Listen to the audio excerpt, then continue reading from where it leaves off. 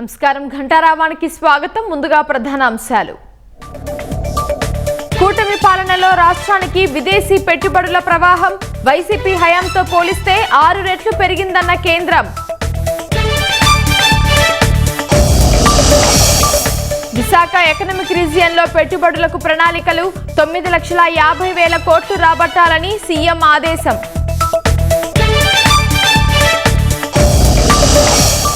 ఈ నెల 17 నుంచి అసెంబ్లీ వర్షాకాల సమావేశాలు. రేపు మంత్రివర్గంలో చర్చించి తుది నిర్ణయం.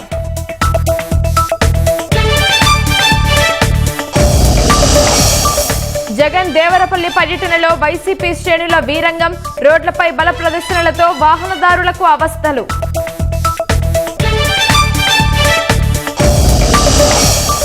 జగన్ పై 31 కేసులున్నా విచారణ ముందుకు సాగట్లేదు. త్వరగా తేల్చాలని రాజ్యసభలో చింతకాయల విజయ్ విజ్ఞప్తి. కేంద్రం అల్టిమేటంతో దిగివచ్చిన సోషల్ మీడియా దిగ్గజం మెటా. ప్రధాని వీడియోలు తొలగించిన అంశంలో జుకర్బర్గ్ క్షమాపణలు. నిరసనల వేళ పోలీసులు సంయమనం పాటించాలన్న సుప్రీంకోర్టు.